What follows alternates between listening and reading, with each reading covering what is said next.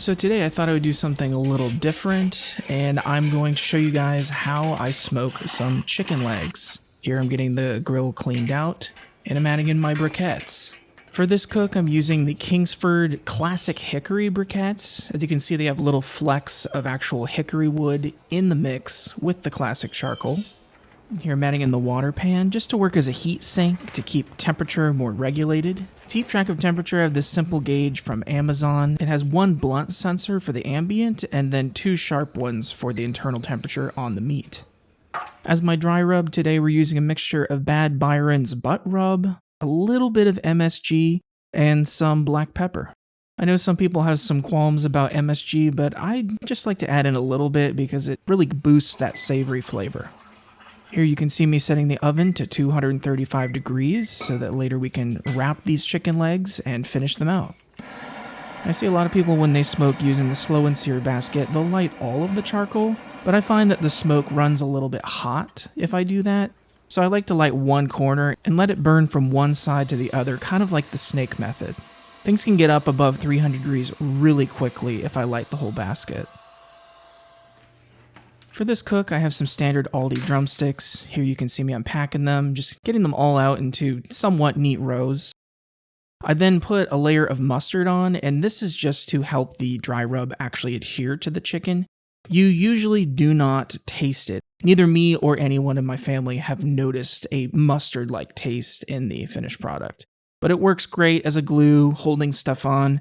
As you can see, I'm applying the rub to both sides, and then just doing some touch-up work, making sure all the empty areas get a little bit of something. And then here 10 minutes later, we're checking on our charcoal. Looks like we have a nice steady stream of smoke. So now I can go ahead and put on the grill. We're also going to add our ambient temperature gauge, and you want to put this as far away from your heat source as possible. Then we'll put the lid back on and open our vents, and we want the kettle to get up to at least 225 degrees before even thinking about putting meat on. And the reason for this is because we want our smoke to be burning clean. You do not want thick or white smoke. It took roughly 12 minutes for the kettle to actually get up to 225 degrees, which is pretty quick. And then here you can see we're taking off the lid, putting on the chicken, and you want to make sure that you do not put the chicken over the heat source at all. You want to keep it as far away from it as you can, but also be mindful that you have enough room between them that the smoke can infiltrate and cover the surface of each one. I'm also putting in the temperature probes, keeping them near the bone at the center of the chicken legs so we get an accurate readout on core temperature. When placing the lid back on, make sure that the vent is on the opposite side of your heat source. You want to do this to ensure that the smoke passes across the chicken before actually exiting the grill. So right here is what your smoke will look like around the 225 degree to 230 degree range. It'll have that kind of blue tint to it, which is great, high quality smoke. And you can see the temperature is right around 230 something. Things actually ended up getting a little bit hot, so I went ahead and closed down the vents to almost completely closed. And because we're at sea level, this is very important. The temperature stabilized a little bit more, staying in the mid 250s and just under 260 degrees. Okay, our kettle temperature is at 261 degrees, and you'll notice there's almost no smoke at all coming out. It's at this temperature, around the 250 to 260 range, that your smoke will completely clarify. And it's kind of amazing because the meat is still smoking in there. It's getting all kinds of great flavor, but there's almost no smoke coming out of the grill at this point. And because we're at sea level, I have my dampers almost completely closed. Actually, the one on top is fully closed, and the one on bottom is just open a crack. And we're still maintaining a temperature of anywhere between 254 and 260 degrees. As you saw a minute ago, our temperature was almost up to 264, even with the damper on top just cracked open. And you see now I've closed it and we're all the way down to 255 already. So even the smallest shift in how open those dampers are makes a huge difference. And this is especially true considering that we are at sea level.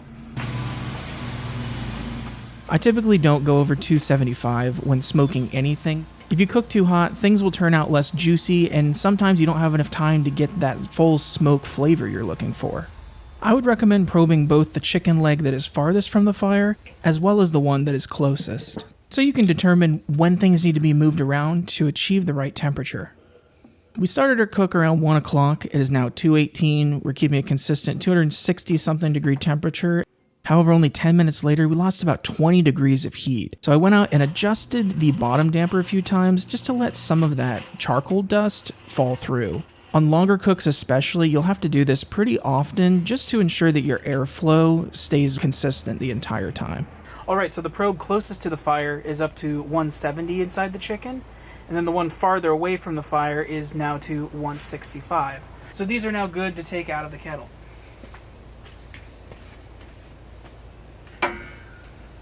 Oh yeah, look at those.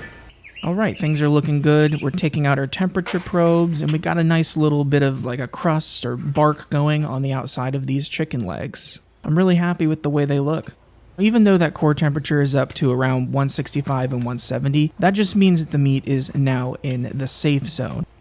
We are going to want to cook them longer, and for the rest of this cook, we're going to finish them out in the oven wrapped with some bacon fat.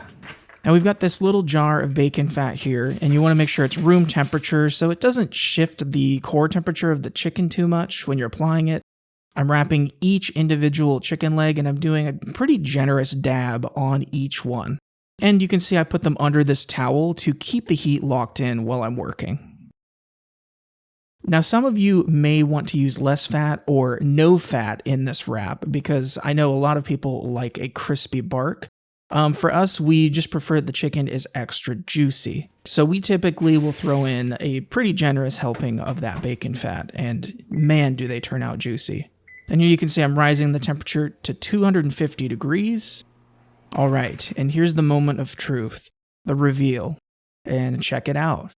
Really juicy, a nice skin, excellent smoke flavor. I was really happy with how this batch turned out. I believe we put them in at 1 and took them out around 3:30. So they had a good 2.5 hours of smoke. And then in the oven at 250, they had roughly 2.5 hours. And that really softened that meat up. As you can see, I mean, they turned out really nice. So ultimately, the meat was really tender and juicy. I know some of you may like to have that crispier skin, so obviously just exclude that bacon fat before wrapping. Also, if you do want to maintain a juicy chicken leg, but also have a nice crust on the outside, you can also just cook the meat at a lower temperature for a longer amount of time. With that lower temperature, you're going to lose less juice over time, and you will have more exposure to that smoke.